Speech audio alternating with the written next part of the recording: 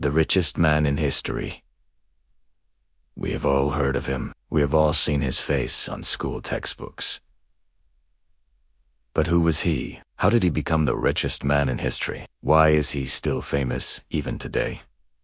And what led to his demise? You are about to find out. Welcome to my channel. It's time to explore. In today's episode, we are going to talk about Mansa Musa, a man whose name was synonymous with wealth and power back in the 14th century. He was so rich that if his wealth was added up with today's inflation, he would be the richest man alive today. According to some historians, his wealth could reach up to $400 billion, which makes him much richer than Elon Musk, Jeff Bezos, or even God. Yes, you heard me right. God himself. Well, not exactly. Mansa's incredible wealth can be attributed to one thing and one thing only: gold. Oh yes, tons and tons of gold. When Mansa came into power, the Mali Empire was already rich, but after implementing his new strategies, he made the empire's treasury overflow. So how did Mansa make his fortune? Let's start from the very beginning. Musa was born in the year 1282, an unknown mother and an unknown father. His father's name was either Abukari II or Abdullah, and he was the king of the Mali Empire at the time. However, no one knows for sure if he was Mansa's biological father, because there were rumors that he might have been adopted. Whatever the truth may be, Mansa never knew his real parents, as they died when he was just a child. Thus, he was raised by his uncle, the great Mansa, Abukari II. As a kid, Mansa showed extraordinary leadership qualities, intelligence, and wisdom that foretold his future greatness. When he turned 18, he was sent to receive military training from the king of neighboring Ghana. As soon as he returned from his studies, he was appointed commander of the army. But Mansa's ambitions were bigger than just being a soldier. He wanted more power and control over the empire, so he went to work as a spy for his uncle, gathering intelligence for him against various opponents of the empire. Shun Enoch. Mansa became his uncle's right hand, and eventually he succeeded to the throne upon his death in the year 1307. At the time, the Mali Empire spanned across most of modern-day Mali and Senegal. With Mansa as the emperor, the territory expanded to include parts of Mauritania, Gambia, Guinea, Niger, Burkina Faso, and even Egypt. In addition, according to historian Arnold Heimer, during Musa's reign, the Mali Empire covered roughly the same area as the modern-day countries of Mali, Senegal, Gambia, Guinea, Niger, and northern Nigeria. Not only that, but also Western and Central African empires paid tribute to the mightiness of Mali, making it one of the largest empires in Africa.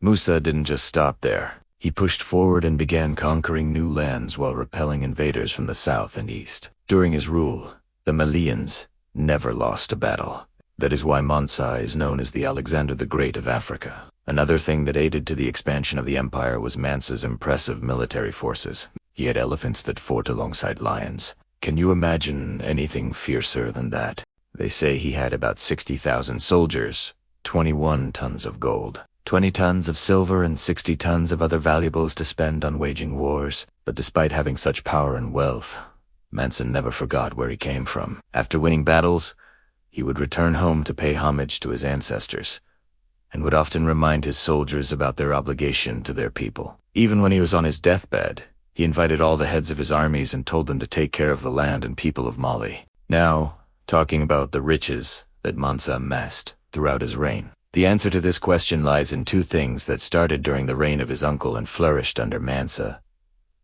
regime: gold and salt. Gold was mined all over the empire.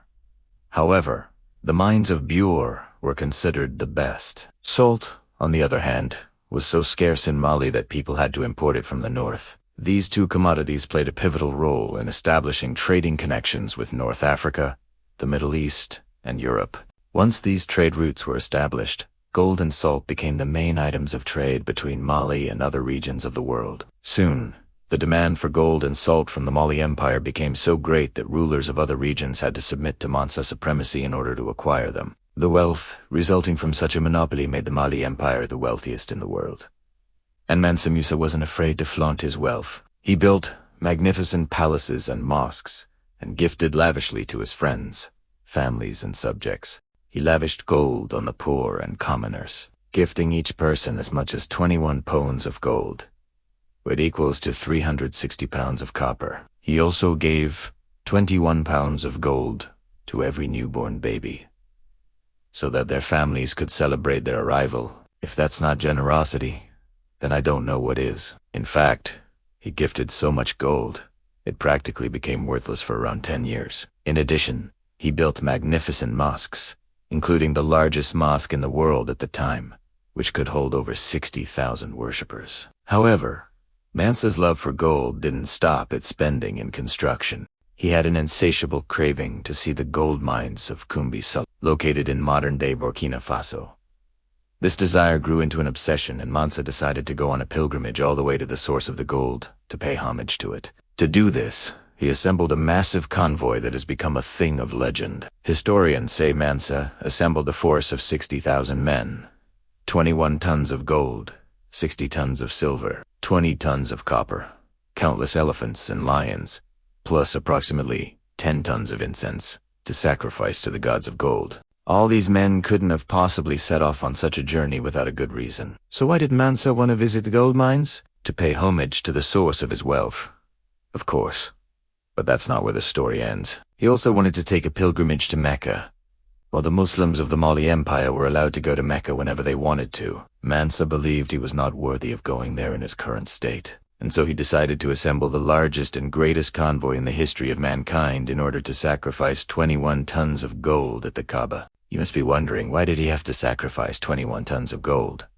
Where did this number come from? The answer lies in Islamic customs and beliefs. In Islam, everything is associated with the number 7, whether it be the 7 heavens, 7 hells, 7 prophets, Bafar Muhammad, or even the 7 nights of the week.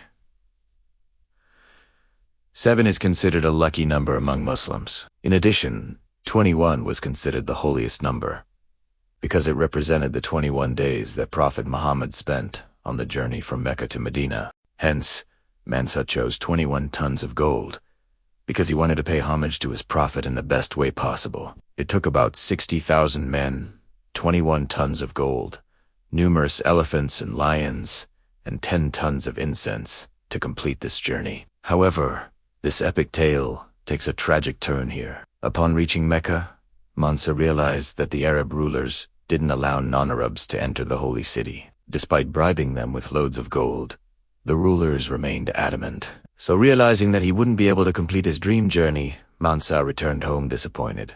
However, he had to put on a brave face and pretend to be happy about it, because if his subjects found out that he failed to reach Mecca, they would consider it a failure of Islam itself, and this would cause unrest among the Muslims of Mali. Upon returning home, Mansa fell ill and died in the year 1337.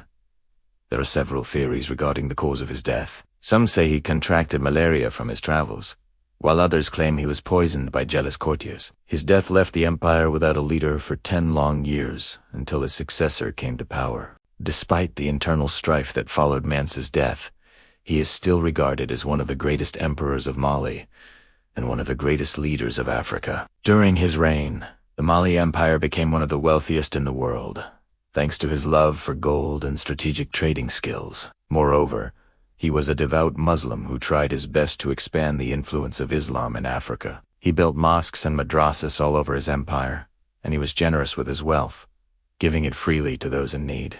Although he never got the chance to visit the Mecca, his legacy lives on in the hearts and minds of the people of Mali and Africa as a whole. We hope you enjoyed the story of Mansa.